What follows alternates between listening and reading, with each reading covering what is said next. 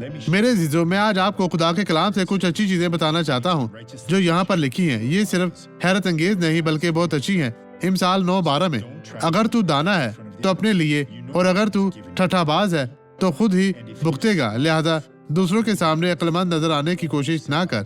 आप जानते हैं कि खुदा ने आपको ये सलाह दी है। अगर तू ठट्ठाबाज है, वो शख्स जो अपनी दुनिया को सोचता है, वो मुताला करने और खुदा के लिए खुद को वक्फ करने में दिलचस्पी नहीं रखता। एक दिन मैं मरने से पहले खुदा से माफी मांगूंगा और खुदा कहता है तू खुद ही भुगतेगा, कोई भी आपको बर्दाश्त नहीं करेगा। इस कलाम के साथ रहें और बरकत पाएं। खुदावंद आप और आपके घराने को खुशहाल रखे और हर तरह की रुकावट आपकी जिंदगी से दूर करे। अब ये गवाही देखें। मेरे घुटनों में से एक को फ्रैक्चर हुए 59 दिन हो चुके हैं। डॉक्टर सुआरेस, घुटने की हलकों को दोबारा कायम करने के लिए पट्टी के तौर पर 8 पैने और 2 राड लगाए गए हैं। आप कैसे चलते थे?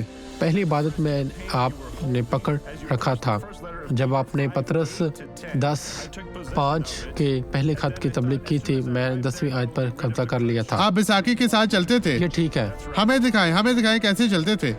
कितना अरसा हो गया है? 59 दिन हो चुके। 59 दिन बस इस तरह चलते थे? ठीक है, ठीक है। पाँव से फर्श को छू नहीं सकता था। डॉक्टर ने कहा कि आप इसी तरह चलेंगे और हमें दिखाएं कैसे। जी हाँ, हमें मैं कर दिखाएं। सकता हूँ। ठीक है, फिर अपने कंधे पर बैसाखी रखे वो सब लोहे से जुड़ा हुआ है और चलना शुरू करें। चलते जाएं, यीशु के नाम में चलें। हालेलुया।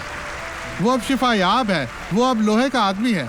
चलते जाएं। खुदा ने आपको शिफा दी है भाई, यीशु के नाम में।